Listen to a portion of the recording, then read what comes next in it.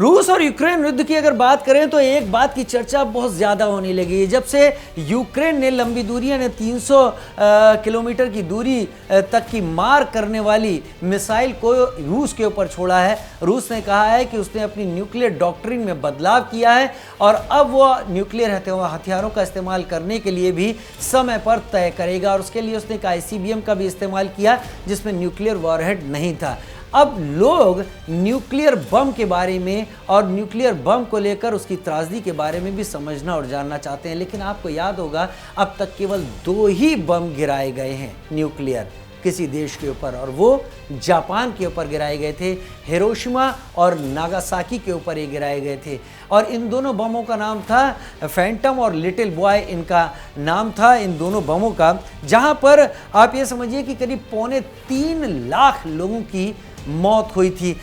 In total में अगर बताऊं, हिरोशिमा और नागासाकी पर 6 और 9 अगस्त 1945 पर, नागासाकी पर मैं क्षमा चाहता हूं, फैटमैन को गिराया गया था और हिरोशिमा पर लिटिल बॉय नाम के परमाणु बम को गिराया गया था। लेकिन यहाँ पर ये नाम बताना केवल जानकारी आपकी बढ़ाने के लिए है। लोग ये जानना चाहते हैं कि परमाणु बम आखिर बनता कैसे है। कन्वेंशनल वॉरहेड वेपन्स तो कैसे बनते होंगे वो बात अलग है, लेकिन परमाणु बम बनाना आसान नहीं, क्योंकि कम से कम इस्तेमाल होता है इसमें द्रव्यमान का और अधिक से अधिक विनाश लीला इससे पैदा होती है। दरअसल होता यह है कि यूरेनियम के इसमें अलग अलग रूप इस्तेमाल किए जाते हैं, जिसमें U-235 हुआ, U-238 हुआ, U-233 और U-239 हुआ। अब इनके मिलने से विस्फोट होता है और वो विस्फोट बढ़ता चला जाता है बहुत तेज़ी के साथ, और ऐसा बढ़ता है कि उस विस्फोट को कुछ देर तक रोकना मुश्किल होता है, क्योंकि चेन रिएक्शन के तौर पर वो बढ़ता चला जाता है। तो क्या स्टेप्स होते हैं न्यूक्लियर बम जब बनता है, उसके स्टेप्स क्या होते हैं? पहली बात, यूरेनियम के इन रूपों का संवर्धित, शुद्ध या एनरिच्ड होना बहुत ज़रूरी होता है। ऐसा नहीं होता कि आपने रॉ यूरेनियम लिया और आपने कहा बम बनाने के लिए तैयार हो गए, ऐसे बम बन ही नहीं सकता। इसके पहले एक लंबी रिसर्च होती है। अगर कोई नया इस बम को बनाने जा रहा है तो एक लंबी रिसर्च होती है, और रिसर्च छोटी मोटी नहीं होती है, उसमें बहुत कुछ चीज़ों का माइन्यूटली उसमें अध्ययन करना पड़ता है, तब जाकर आप यहाँ तक पहुँचते हैं कि एनरिचमेंट कैसे होता है। अक्सर कहा जाता है कि ईरान परमाणु बम बनाने के नज़दीक पहुँच चुका है। दरअसल वो नज़दीक नहीं पहुँच चुका है, अभी वो यूरेनियम को एनरिच करने के नज़दीक पहुँच गया है। यानी इस क्षमता को अगर वो हासिल कर लेता है तो एक बड़ा तनाव की बात होगी, लेकिन इस क्षमता तक अभी वो पहुंचा नहीं है। इसके अलावा दूसरी बात होती है कि कितनी मात्रा में यूरेनियम को लिया जाना है। अब तक जिन भी राष्ट्रों ने परमाणु बमों का निर्माण किया है, उन्होंने इस बात को गोपनीय रखा है कि अपने हथियारों में कितनी मात्रा में यूरेनियम का इस्तेमाल करते हैं, और ये सबसे अहम पड़ाव होता है कि कितनी मात्रा में आपको कितना मिलाना है एक दूसरे में जिससे ब्लास्ट हो जाए।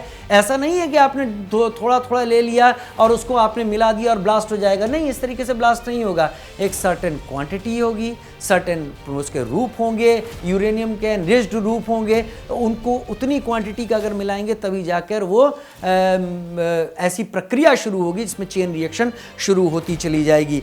सारी तैयारी करने के बाद और बम बनाने तक महीनों भी लग सकते हैं और सालों भी लग सकते हैं। ऐसा नहीं होता कि आज सुबह हमने सोचा हम परमाणु बम बना लें और शाम को हमने परमाणु बम बना लिया, ऐसा कतई नहीं हो सकता। इसमें समय सालों का लग सकता है, लेकिन हाँ, एक बार टेक्नोलॉजी हाथ में लेने के बाद भी इसमें समय लगता है। जो राष्ट्र परमाणु बम बना चुके हैं उनको भी कम से कम एक परमाणु बम और तैयार करने के लिए महीनों का वक्त तो लगेगा ही लगेगा, कुछ महीनों तक का वक्त उन्हें लग जाएगा। 1-2 दिन में परमाणु बम नहीं बना करते हैं और 1-2 दिन में इतनी जानकारी नहीं होती है। तो आपको 2-3 पॉइंट मैंने बताए। एक तो एनरिच्ड होना ज़रूरी है, शुद्ध होना ज़रूरी है उसका, यूरेनियम के प्रूफों का U-235, U-238, 233 और 239 में कोई 2 लेकर इस परमाणु बम की प्रक्रिया को किया जाता है, चारों को नहीं, किन्हीं 2 को लेकर किया जाता है। तो एक तो पहले इनको एनरिच करना है, दूसरा कितनी मात्रा होनी है इसका अध्ययन प्रॉपर हो, तब उसको जाकर ऐसी जगह रखना है जहां पर वो ट्रिगर करें, आपस में मिले, उस तकनीक को भी विकसित करना है।